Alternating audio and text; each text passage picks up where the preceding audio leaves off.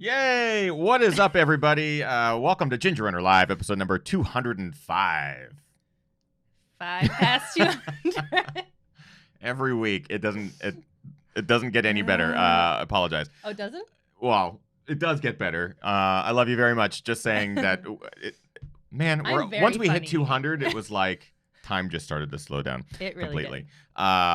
What is up? Happy Monday, everyone. Thank you so much for joining us tonight on Ginger Runner Live. Very special day, show, guest, the whole thing.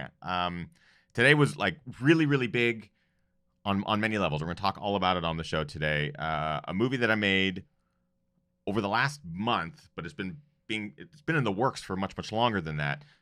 Just went live on the Red Bull YouTube channel and the Red Bull website. It's a movie all about our guest tonight who just crushed one of the toughest and most remote trails that I've ever seen, the Lost Coast Trail on the coast of California. Our guest tonight, Dylan Bowman, is going to talk to us all about what went into that project, what drew him to it, how we filmed it, how we created it. And today was the big release of that, and I've had to keep it secret for so long. Yeah, this is, I think, it's been one so of the hard. biggest projects you haven't been able to talk about. It's been tough to not talk about it at all, but tonight we get to spill all the beans. That's disgusting. And we're joined by the man himself, Dylan Bowman. So can't wait for tonight's episode, everybody. Let us know if the audio and video and stuff like that are working tonight.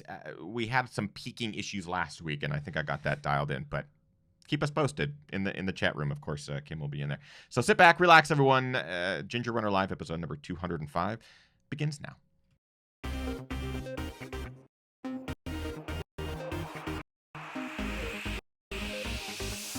Ginger Runner.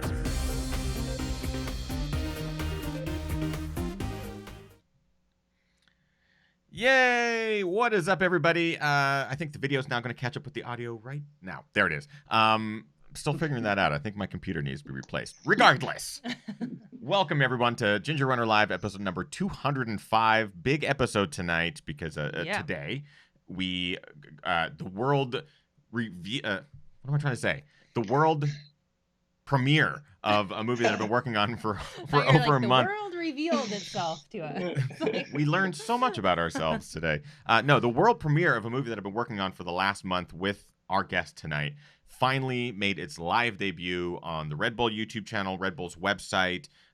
It's been really cool, but it's been really difficult to keep it a secret. Our guest tonight, Dylan Bowman, just crushed the fastest known time on the Lost Coast Trail, which is a rugged, remote, 55, 56-ish mile trail on the, I believe it's the longest stretch of untamed coastline in the lower 48, meaning there's no roads. There's very little population, if any. It's just, you guys, it's bonkers. It's remote. So Dylan will be joining us tonight on the show to talk all about that experience, what it was like to run those miles, train for him, plan it, because it's definitely a big logistical nightmare to get out there on this remote trail.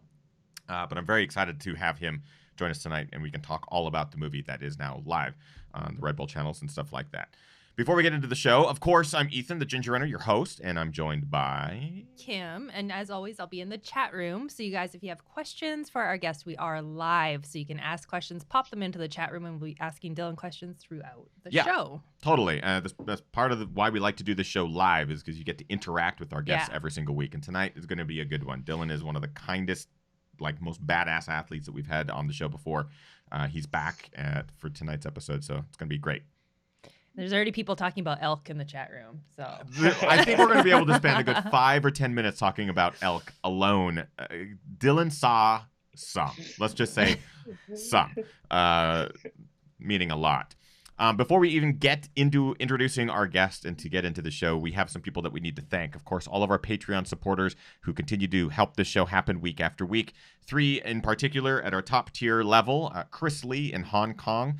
Chris has been a longtime supporter, longtime viewer, just an awesome guy who's doing incredible things for the Hong Kong trail running community there through the organization called Trailblazers. They actually just recently did a big screening of Where Dreams Go to Die, my feature-length movie following Gary Robbins at the Barkley Marathons.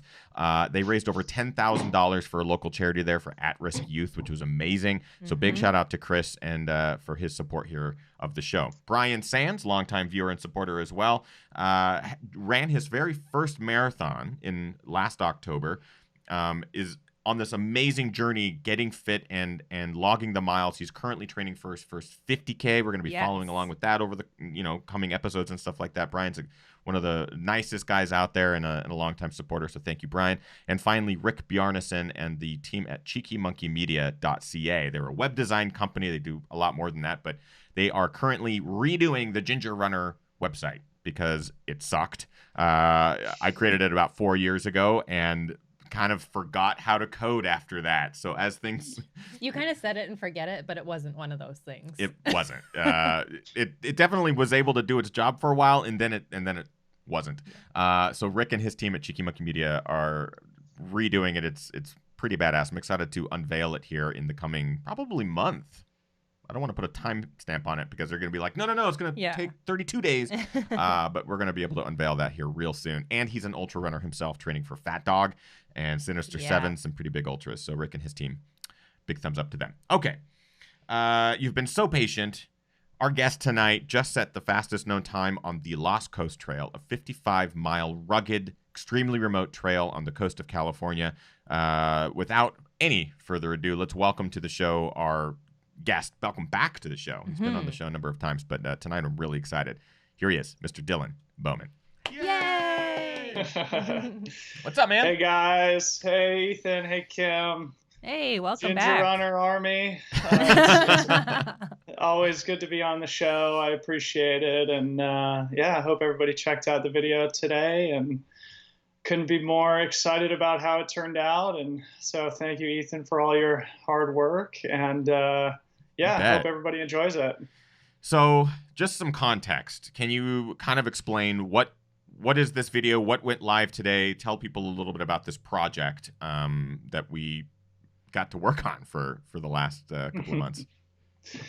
Sure. So, I guess my idea was to do sort of an adventure run kind of project with the support of Red Bull in the Red Bull style in a place that wasn't too far flung. Really, I've had the opportunity and the good fortune to travel all over the world, like I said in the video, but really there's some things I wanted to do closer to home that were really motivating to me. Mm-hmm. And I heard about this particular route when Ricky Gates and Lior Pantalot did it back in 2014. It was very shortly after Harmony and I had moved to California. So I sort of flagged it, sort of recognizing how cool it looked.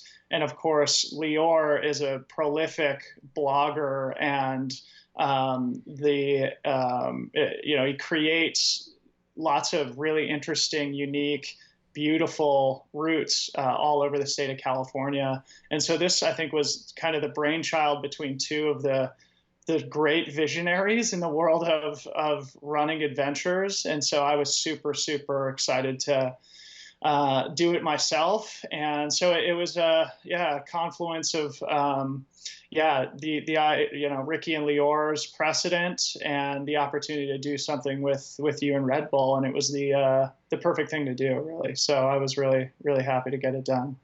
Yeah, for those who are maybe unfamiliar, we've had Ricky Gates on the show before. He recently completed the transcontinental run where he ran across the United States. We had him on soon after he completed that. So he's a long-distance runner, an incredible guy, really, really kind, beautiful writer and photographer. Does some really great stuff on Instagram and his blog and writing and stuff like that. And Lior Pantalot, who we've talked about on the show before, but we haven't had him on the show. He's, for those maybe unfamiliar, he is this like legendary adventurer in California that finds these routes that no human would do. He goes in, he's like, I'm going to pick a point on a map. I'm imagining him doing this. I don't know if this is actually how he does it, but he's like, there might be a waterfall there. I want to go find that waterfall, and I want to be the first human to see it. And he'll find a route to these incredibly remote places in California and elsewhere. But it's been great to follow along in his blog because he writes some pretty incredible things. So you got the idea from these two guys who, this Lost Coast Trail, they're not the first to do it, but they're the first to do it in a single push, right? Yeah, that's right. So to my knowledge, they were the first two and the only two to do the complete Lost Coast in one single push. And so The Complete Lost Coast goes from, on the south end, Usaw Beach, and on the north end, Mattole Beach. They went north to south, so starting at Mattole, finishing at Usaw. I wanted to go south to north since they had already gone the other direction. And to my knowledge, I think I'm the only person to go south to north. Yeah, it's a really interesting route in that you can go in either direction, and there's unique challenges based on which direction you go. So yeah, to my knowledge, we're the only three people to have ever done it. And part of the idea of capturing this and making a film out of it was to really showcase the route and to let people know that it does exist. And while Ricky and Lior both have big followings, they did it 4 years ago, and I thought it was a great opportunity to bring it into the forefront, because in my mind, I think it deserves to be kind of in the same conversation as some of these other iconic FKT routes in North America, like Rainier, like the Wonderland Trail, like Rim to Rim to Rim, like the Four Pass Loop outside Aspen. And so that was the goal. And I think we were successful. I mean, absolutely successful just by getting it done. But that's an interesting point. There are these FKT routes around the United States that are well known amongst the ultra community or the running community. Rim to Rim to Rim is one of them. John Muir Trail is another one. Wonderland, of course. Yeah. This was one of those trails where I had heard of. I hadn't heard of anyone trying to do it all in one go, other than Ricky and Lior. And there are so many factors that come into play with this particular route that are so different than any other route out there. Can you talk a little bit about some of the things that you have to plan for with this one?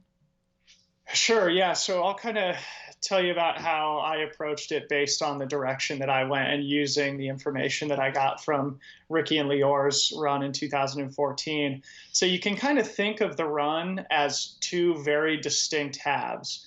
And so the first half for me, again, starting on the south end, is about 32 miles of very rugged, very minimally trafficked, extremely remote sort of coastal single track. And from where we started, pretty much the first 10 miles, 15 miles are on the least trafficked portion of the entire 56-mile route. And so for me, starting at 3 o'clock in the morning, of course, it's dark at that time, and the trail is very faint. In a lot of cases, it's not really a trail. It's just sort of like packed down grass in a lot of cases, very slippery, really easy to sort of lose your way. And so, it's challenging in that respect. Of course, adding the fact that you have such a long day ahead of you. For me, I kind of liked that, starting on the south end and getting the hardest part done early in the dark. And then, like I said, since you can kind of think of it in two distinct halves, once you get through that really rugged coastal trail section, you descend down into a very small, very interesting coastal community called Shelter Cove. That's very isolated in sort of the central coast or sort of like the northern coast of California. And that's really the only piece of civilization that you encounter during the entire 56-mile route. And for us, it was a perfect opportunity to resupply. And then that prepares you for the second half of the route, which is all on basically directly on the coast, whether you're running on the sand of the beach, on the coastal rocks, or up on these coastal bluffs. It's dead flat. So if you look at it on my Strava, you'll see the first half, there's, nearly 11,000 feet of climbing and about 50 kilometers. And then the second half is dead flat, but it's certainly much slower than it appears on a elevation profile, in that, it's still challenging to move at any respectable pace given the loose sand and the slippery rocks. And so I mean, it's a long answer to your question, but that's sort of the route in a nutshell. And I think that's what makes it so interesting. having the slow early miles and the still slow, but beach miles in the second half, and then having to time it with the high tide makes it really, really interesting. I think that's one thing that makes Dylan's go at this even more unique, is that he planned it in the direction that would make it more difficult to beat the tide, because you have to plan well ahead of you hitting the coastal shore, and we'll talk about that. Yeah, but yes. There's a lot of people in the chat room asking about how did you plan around the tide, and did you get what kind of buffer did you give yourself? Yeah. So let's talk about that, because that's an element that when you told me about the route, I was like, oh yeah, Lost Coast. I think people have to deal with tides there, and you're like, yeah, and we're going to be going the direction where, like, you were telling me that you have to plan the hours of you going over the mountains to coordinate with low tide. So let's talk about some of those logistics, because Sure. So I thought that would just add a really interesting and unusual element to what is otherwise a very typical FKT type project, right? So in FKTs, you're basically just trying to cover a specific distance, a specific route as quickly as you can. And this, not only was I trying to go as fast as I could, but you also had to account for the fact that large portions of the second half of the route, when you're running along the beach, actually disappear at high tide. So that the tide comes up so much to where you aren't able to pass between sort of the coastal cliffs on your right and the encroaching tide on your left. So it becomes really imperative that you make it through those sections prior to high tide. And actually, the only people that we saw out on the trail was a group of 3 guys, and they had actually been stranded overnight because they miscalculated the tide. And sort of had to hunker down in a place they weren't expecting to.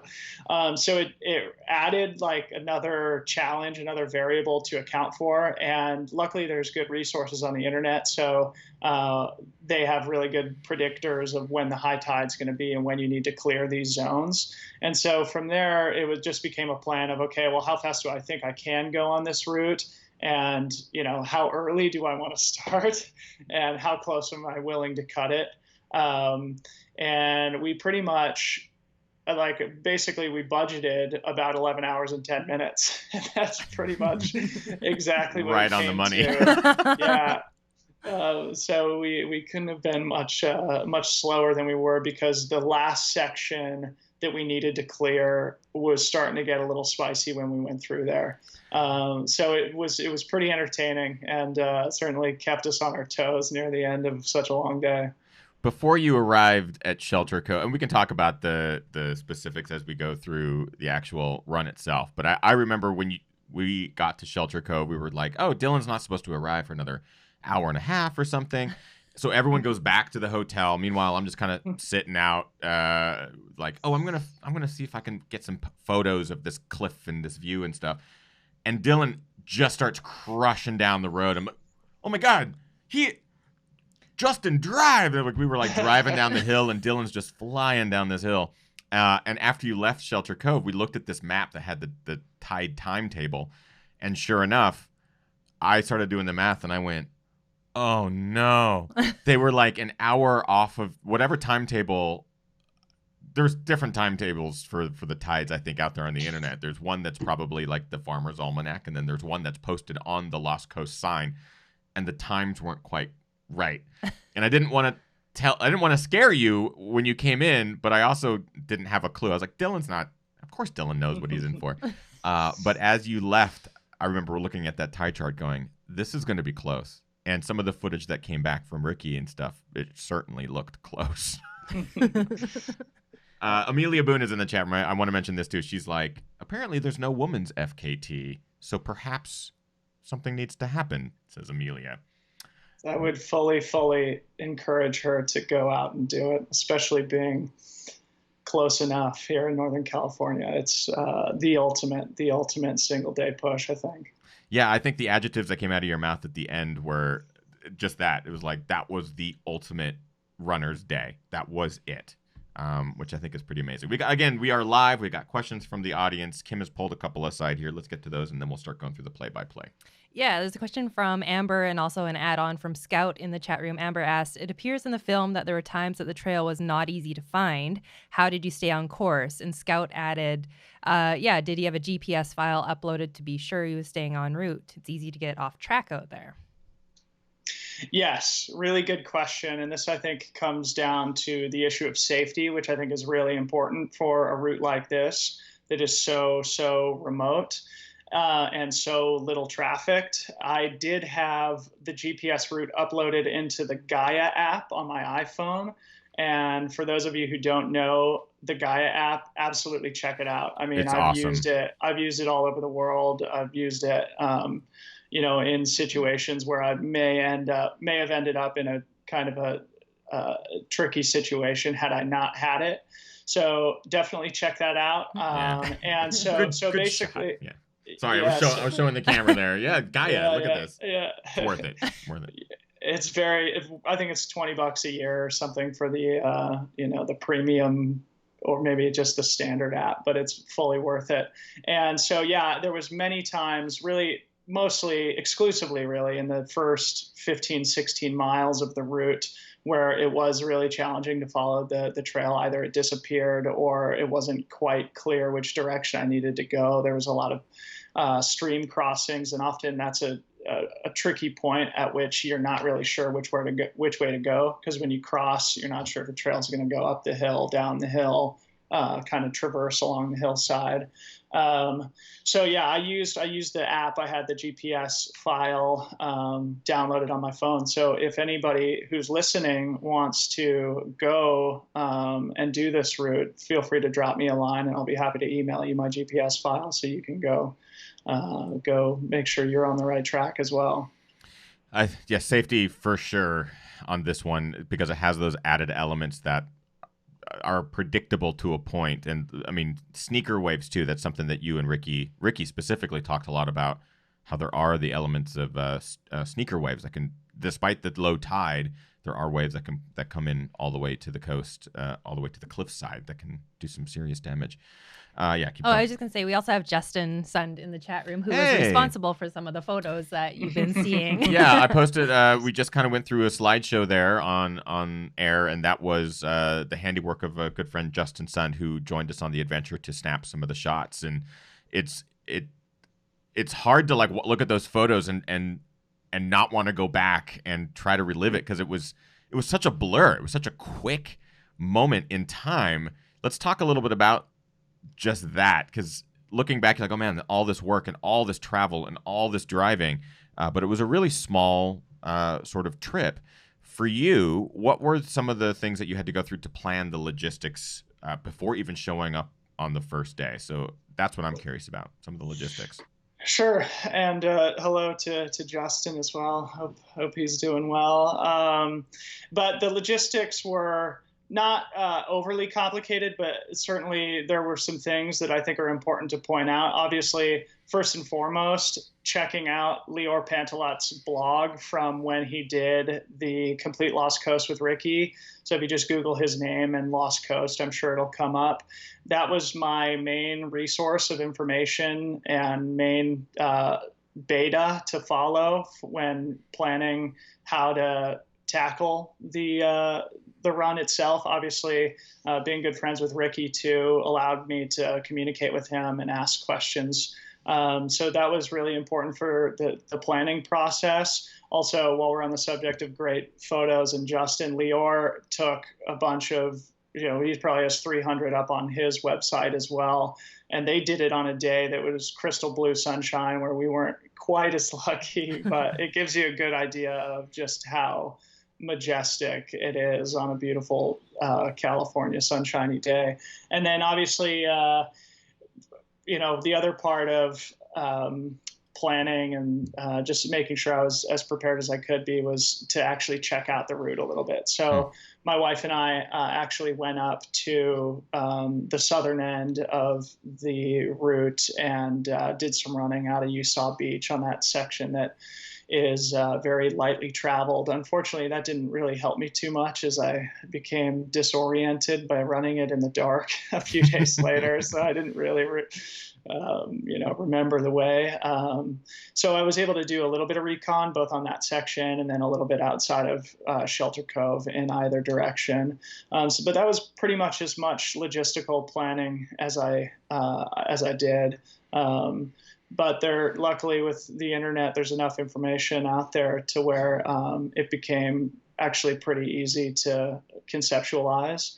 And obviously, it's also really nice to leave something to the imagination and something to experience on the actual day that you run it. So I didn't want to do too much pre-planning or too much pre-running, and save the best for when it counted.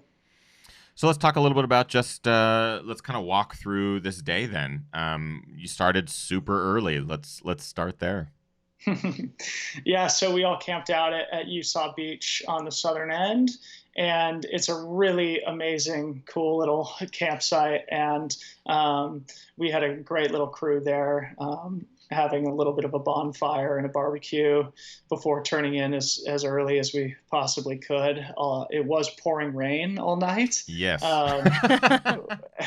Which made us all quite wet, but luckily cleared sometime before I actually woke up, which was about 2 or 2:15 in the morning. And the plan was to hit the trail at 3, which we did. And as I mentioned a little bit earlier, that first couple of hours in the dark were very slow going, difficult route finding, but certainly really peaceful. I mean, it's so remote, it's so quiet. It was pitch black, and I just absolutely love that feeling of being out alone in the wilderness, totally self-sufficient. And so the first 3.5 hours, I think, were not too eventful, just because it was dark and I was still trying to measure my effort output to ensure Sure. that I didn't go too fast or too slow. And then once the sun came up, it was just absolutely incredible. I mean, then you actually get a feel for how remote you are and how beautiful the place is that you're running in. And there's a number of incredible sort of coastal bluffs that you run along where you can tell that very, very few people are ever there. And there's no signs of civilization. There's no trail markers. There's a lot of elk, as you saw in the film. Mm-hmm. And so it feels very, very wild there. I guess that would be sort of between mile 16 and 28. And thereafter about a marathon, you start climbing up the biggest climb of the day up to Chemise Mountain, which is about 2,500 feet above sea level. And it started raining on me up there. It was very, very cold, and a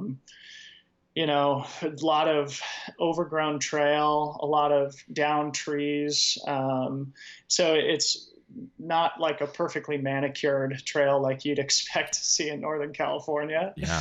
And so, but again, I was just having such a blast, and I was putting out a good effort, but I was feeling really good. And that brought me to Shelter Cove, which was at about halfway. So if you want, I can just kind of go through the second half too, if you want full. Actually, before we get too deep into the second half, because I know that's kind of when a lot of action happened, and that's also when you're running with Ricky. Let's get to a couple questions here, just because I know that we do have live viewers, and of course we like to entertain the questions as they pop into the live chat room. There's a number of questions asking about running in the sand, and did you do any special prep for sand running specifically? I didn't do any specific prep, although I think it really would help for people who are preparing for this particular route. And I know like Magdalena Boulay, who's now winning the Marathon des Sables, has been training on the Northern California beaches a lot. Did she take over the lead? She has taken over the lead. Yeah. Yes. So, I think sand running is something that could be applied to training in a strategic and wise way. For me, I didn't really feel the need to punish myself too much by training on the sand, but it certainly added a bit of a challenge, especially after running 32 miles before even starting that section. I do want to point out that sand and tides weren't the only kind of factor working against Dylan. The weather was not ideal. He mentioned that it was raining the night before. That was an understatement. It was a number of ocean squalls coming in over the campground, and as the person who was hoping to make a movie out of this, I was worried. I was like, oh man, like I just hope that he can finish the whole thing and that it's not weather permitting. Not that he would have to bail at any point or anything like that, but the weather was definitely playing a role. Was there any thoughts to postpone it due to weather? Did that cross your mind at all, or did you have any worries about the weather? I mean, I certainly would have preferred to do it on a sunny day. And I feel like I've had kind of the rain clouds have sort of been following me on some of these bigger runs. As you might recall, I did the Tarawera 100K just a month before the Lost Coast, and it was a torrential downpour there. Obviously, UTMB was quite wet and cold in 2017 as well. And also at Ultra Trail Mount Fuji, which I did in 2016, the weather actually forced them to shorten the race quite significantly. Yep. So it wasn't my first rodeo by any means to deal with nasty weather.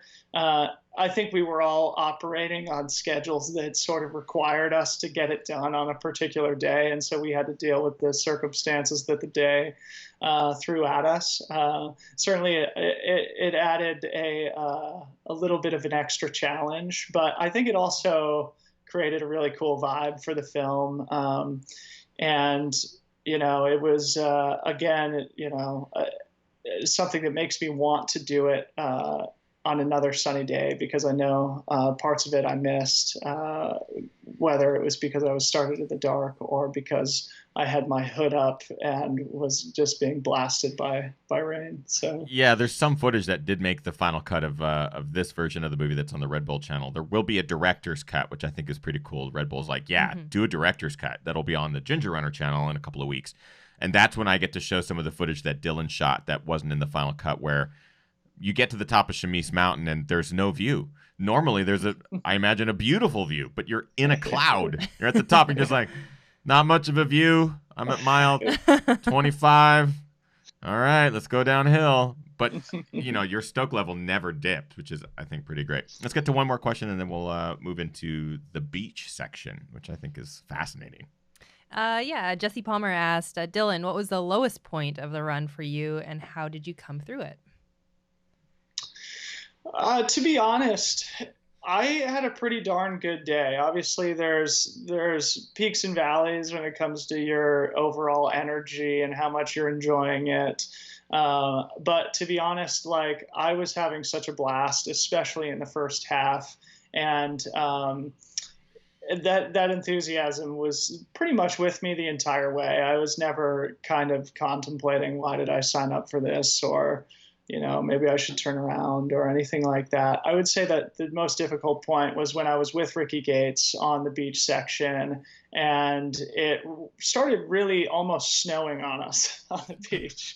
And the forecast hadn't called for hardly any precipitation. I don't think it had any precipitation in the forecast the day that we were to run it. And I got a lot of precipitation, including what felt like snow. And when you're running on the beach in California and it feels like it's snowing on you and you're 50 miles in, it can have a detrimental impact on your overall enthusiasm. That lasted for like 2 hours. So as soon as, you know, we thought we were in the clear, it would start, you know, I'd take my jacket off just in time for it to start raining and snowing on us again. So I would say that was the low point, but overall it was an all-time day and a day that I was really happy to, you know, take part in.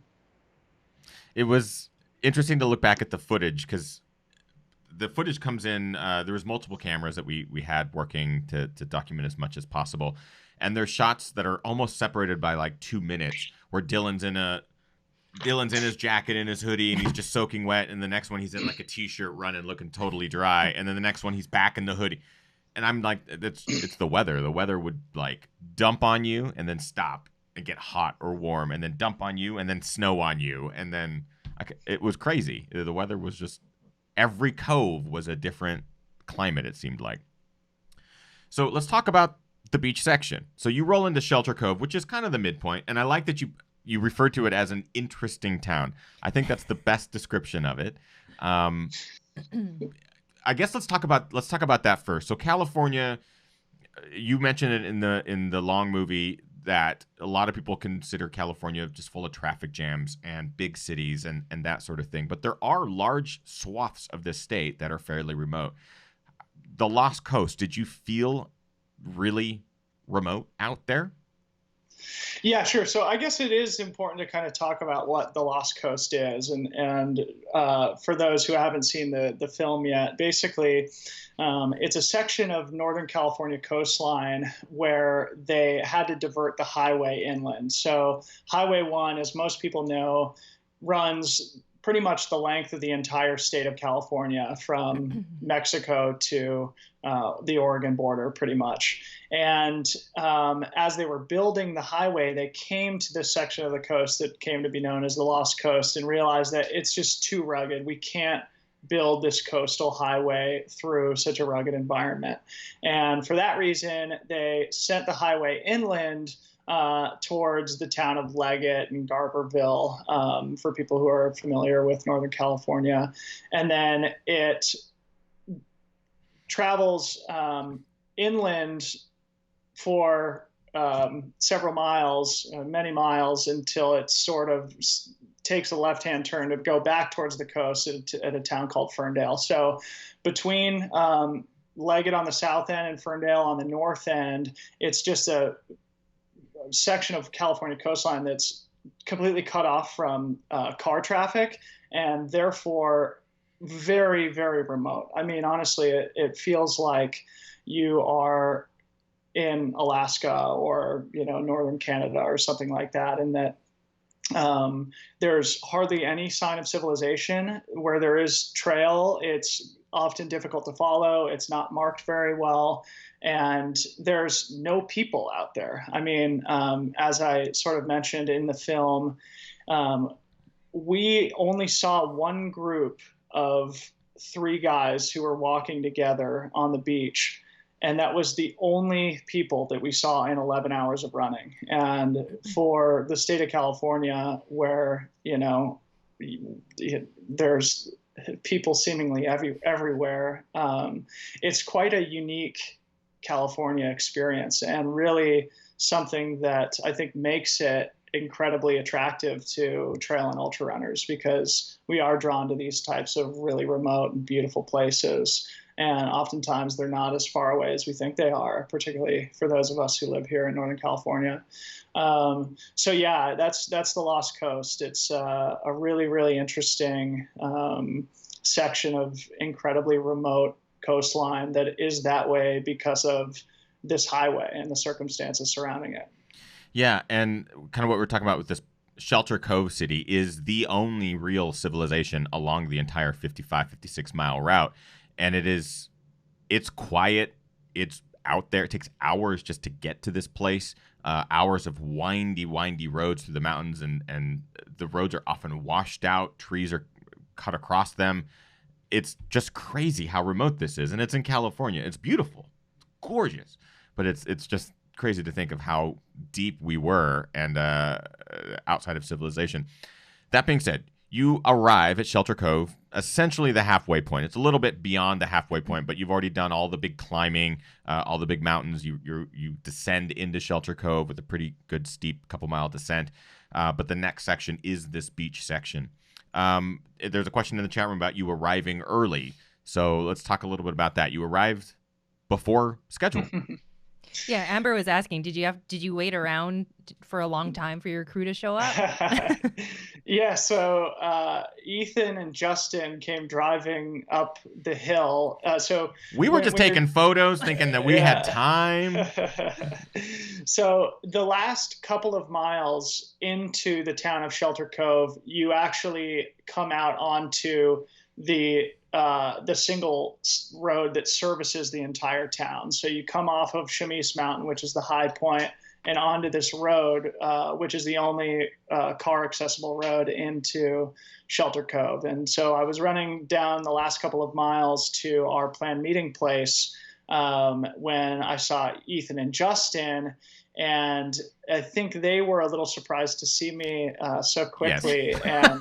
And for that reason, I think after a few photographs were taken, they boogied over to the hotel because, of course, in Shelter Cove, there's also no cell reception. So they couldn't just send a quick text to the rest of the gang to come meet us at the beach.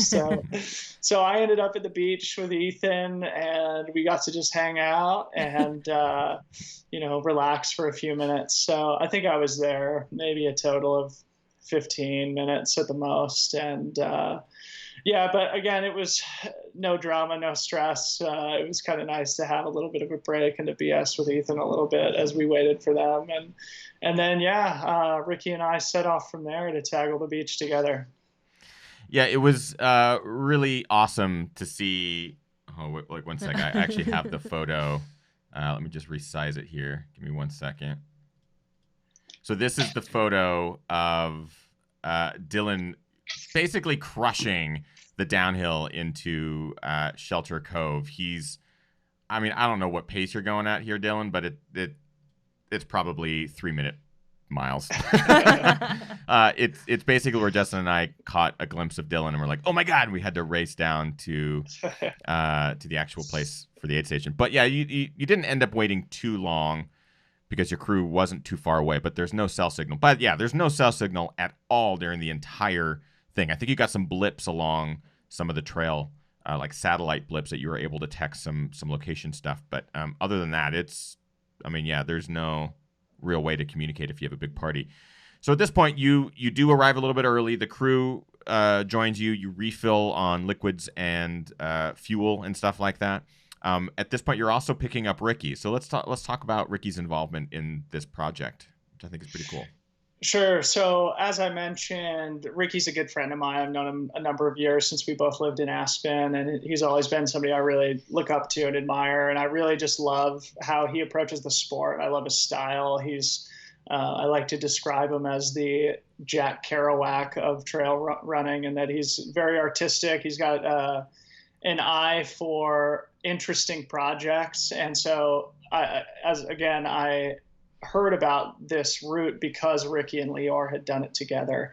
And in our conversations about, how to approach this project, it occurred to me that, hey, it might be great to have Ricky come along. I mean, I had already been leaning on him for beta and for information about the route and for his opinions about how quickly I would need to go through certain sections.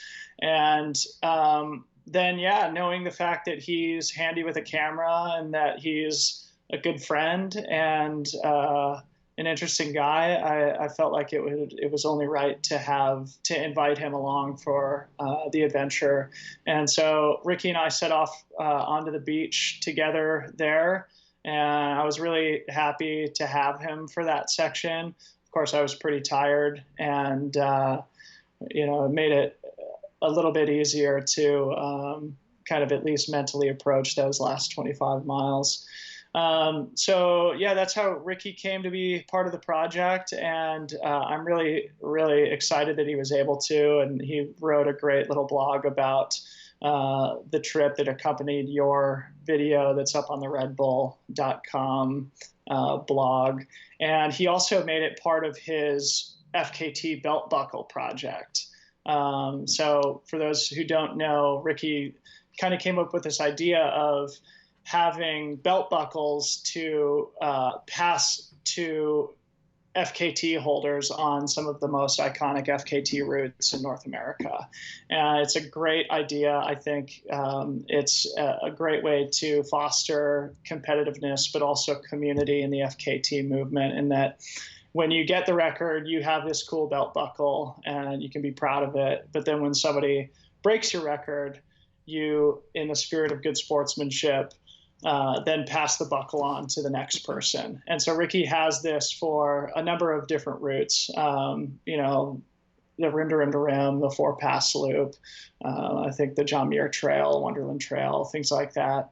And given that he's done the route and he knows how spectacular it is, and the fact that we were doing a project around it, he decided it was a good thing to make it part of his belt buckle project. So now I'm the proud owner of that until somebody comes and runs a bit faster than me. But overall, yeah, Ricky was a great member of the team and a good friend, and I was happy to have him there. I love this belt buckle project. I think we talked to him a little bit about it when we had him on the show, but it really is cool. And when he presented that buckle to Dylan, it was special. It was really neat because it was literally the person owning the fastest known time handing that, you know, to the next guy in line, which I thought was really cool. Let's get to one question here, and then we'll start talking about just like racing the tide, the sand, that north section there. Go for it, Kim. Yeah, sure. Let's see. Randy in the chat room was asking, did you require any special permit to run this stretch? No, we didn't need a special permit. I think if you backpack it over multiple days, you do need a permit. Don't quote me on that, but I know that when you're just out for a single push, you don't need a permit. I would, however, recommend, and I don't want to get too far ahead of us, but I think the route would be almost better to do over 2 days and split it up by staying in Shelter Cove for a night, because it's a very, it makes sense in the grand scheme of the route, and it allows you to enjoy it over 2 days and, enjoy a little bit more of the scenery and sleep in a warm bed and take a shower and maybe have a couple beers in between. So for those who are interested, I would highly recommend doing it over 2 days, because it is a lot to swallow in one. But I think you do, in that case, need to have a permit, and I'm not sure how difficult they are to get. And that would also, because if you are looking to do this as a run, that breaks it up too, because it's a big 55-mile chunk. It's not like, it's not like the rim to rim to rim, which is a 50-mile-ish route. It has a lot more elements involved in it that I can imagine would take a lot longer than people anticipate. That being said, I do want to talk about this north section. So you and Ricky leave Shelter Cove together. You are essentially racing the tides at this point. What is the terrain like? I know some people assume that the sand is probably hard-packed ocean sand. I don't think that's the case. What sort of wildlife did you encounter? Let's kind of walk through the north end here. Sure. So as you leave Shelter Cove, you enter what's called Black Sands Beach, and it's aptly named because it's these beautiful, large grains of black sand that make up this incredibly remote and beautiful section of beach as far as the eye can see from Shelter Cove.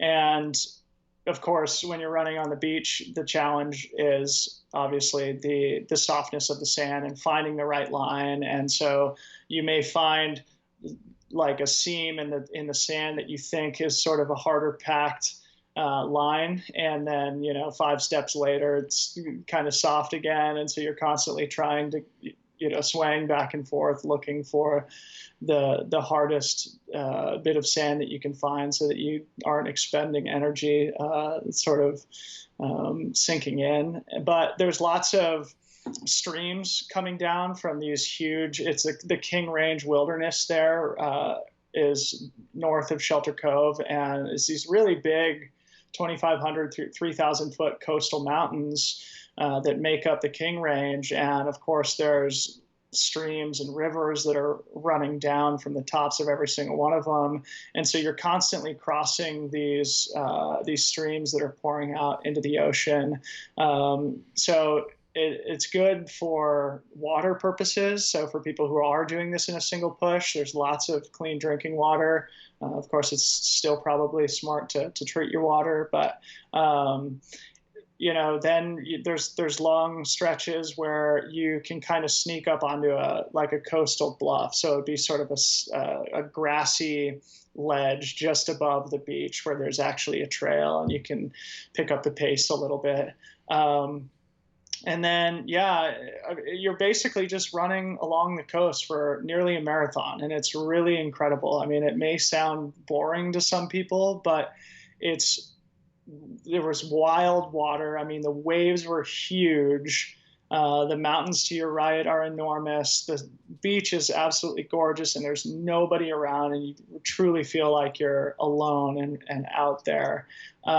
So even though it's kind of flat beach running, it's entertaining the whole time. And in the realm of entertainment was the wildlife. And so Ricky and I would see seals poke their head up in the waves and sort of look at us from the surf. And, that was quite cute. And then right near the end, we happened to cross this massive elephant seal, which you can see in the film, who was just kind of sun tanning, although there was no sun. He was just taking a little bit of a nap on the beach. And we thought that he was dead. And so we sort of cautiously approached him. And as we got close, his eyes just opened up. And we're like, don't mind us, buddy. And so, and then just beyond him, we couldn't see it at the time, but just beyond him, there was hundreds of seals and elephant seals out just enjoying a nice afternoon nap. And so, that's basically it. It's not super complicated, but the I guess most entertaining parts of those last 25 miles are the pinch points at which you need to pass before high tide. And the first one, I think, is probably 5 or 6 miles long. So, it's a situation where if it's encroaching and you're halfway through, you can get into serious trouble. And then the second one is a little bit shorter, but it's still, probably 3 or 4 miles long. And that one, we were definitely starting to get a little bit closer. Like we could tell that we were cutting it very close. And then the last pinch point was there was a sort of pile of boulders that sort of juts out from the main beach. And by the time we got there, the waves are sort of crashing into the boulders. And I think Ricky did a good job of capturing this on film. But it took us, 15, 20 minutes to cross this boulder field as waves were crashing into us. So like I said, it's very slow going, even on the flat beach section. But the whole time it's beautiful and entertaining and just spectacular. I love that I had the opportunity to witness this in person, man. It was an incredible adventure from start to finish. For those who are watching that maybe subscribe to this channel, one of my dreams since beginning making the movies and stuff like that was to work with Dylan. Dylan's one of those guys that I've just been a big fan of since day one, since the first time I met him and been following him. Same with Ricky. So when this opportunity presented itself, I posted a little bit about it on Instagram today, but like when Dylan was like, hey, I have this idea for an adventure. Do you want to come film this thing? I don't think I let him finish before I was like, yeah, you just tell me where to go. What is it? I want to do it. So this was one of those opportunities I couldn't pass up. Working with both Dylan and Ricky was an incredible experience. I got to go to a place I never imagined I'd go to unless it takes a lot of planning. So unless we sat down and planned a Lost Coast trip or something. But it's crazy because we've driven up and down the coast from BC to California multiple times. Dozens, yeah. And it's just would never have crossed our radar as, right. Maybe at some point we're like, hey, we should go out to the Lost Coast. Yeah, we totally should. Yeah. But it's such a big commitment that this was such a great opportunity to not only work with Dylan and Ricky, but to visit the Lost Coast. So Dylan, I am honored to have been a part of this project. I think you are one of the kindest and legendary ultra runners right now. And I think a lot of people can really look up to what you're doing and how you share it with the community and your stoke level. Ricky says that you are the perpetuator of stoke. It is true, 100%. So thank you very much for letting me be a part of it, man. And a huge congratulations to you, Mr. Dylan Bowman, on owning the new fastest known time on the Lost Coast Trail. 11 hours, 12 minutes, and 8 seconds. That's hours faster than Ricky and Lior. Of course, they say that they were taking their time and taking photos and stuff like that, but that's a good chunk of time to shave off an FKT, man.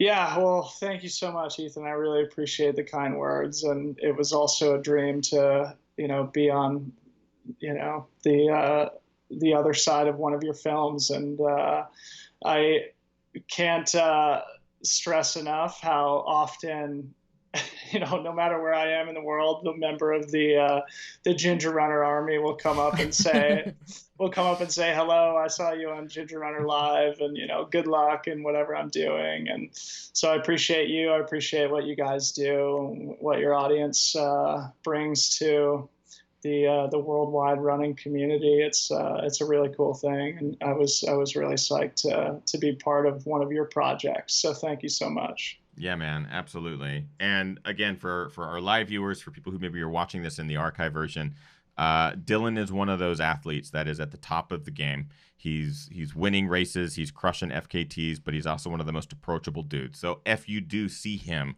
at a race, at an event, or in public, if he's getting coffee at a local coffee shop, go up to him, give him a high five, and show him some love, because he's definitely one of those guys that deserves it. Dylan, I really appreciate it, man, for joining us on tonight's episode. We have still lots of questions, right? We do, yeah. So if you would like to continue to ask questions of Dylan and his Lost Coast FKT attempt, join us in the post show. We're going to do a post show with Dylan here with our Patreon members. If you are unfamiliar with what that whole thing is, patreon.com/thegingerrunner is how we do this show month after month, week after week. And it's as little as $1 a month. So for a fraction of a latte, come on over and you can jump into the post show with our guest tonight, Dylan, and guests every Monday. So we are going to continue to rapid fire questions at him in the post show there. Am I forgetting anything? I don't think so. Dylan, remind people where they can find you on social media and online and stuff like that in case they have more questions. Sure. Yeah, I'm pretty easy to find. I'm at Dylan Bow on both Twitter and Instagram. I'm on Strava. I post everything on Strava. I'm on Facebook occasionally too. Easy to find. I've got an athlete page and a personal page. But the best places are probably Twitter and Instagram. Sweet. What are you going to say? Oh, I was going to say, totally unrelated to our topic today, but I know we have a lot of Canadian supporters and Canadian fans. Mm-hmm. And as somebody that grew up in a very small Canadian hockey town, I just want to say that we've been thinking about everybody associated with the Humboldt Broncos this week that suffered an unimaginable tragedy. And so we just send our love to everybody that's up that way. Yeah, absolutely. Thank you, everyone, for watching the show tonight. We'll see those of you who are in the Patreon crew. We'll see you guys in just a couple of seconds here with the post show with more Dylan Bowman. Big shout out to Dylan, to Ricky, to Lior, to the entire crew at Red Bull that allowed this whole film to happen, and to that trusted a guy that goes by Ginger Runner online to make a movie. That's pretty awesome. Again, I want to remind you, I know that the audio is a little out of sync right now with the video. I apologize about that. But go to the Red Bull YouTube channel, go to the social channels, and show it some love, because I think that's a really cool thing to show them that the viewers enjoyed it. I do want to remind you that there will be a director's cut on the Ginger Runner channel in a couple of weeks, which I'm very excited to share. It was like the first round that I submitted to Red Bull. They're like, this is awesome. It's just a little long. So we have a long cut of it that will be on the channel, which I'm very excited to share. Cool. So let's move into the post show. What do you say? Yes, let's do it. Cool. All right, everyone. We'll see you in just a couple of seconds for the post show. I hear a doggy. I know. I hear Millie in the background. I was like, we're going to see Millie. Yeah. We're going to see Millie in the post show. There's no doubt. Thanks, everyone. We'll see you next Monday, or we'll see you in the post show here in just a couple seconds. Get out there, train hard, race harder, and party the hardest. I know I am. See you guys next week. Bye. Bye.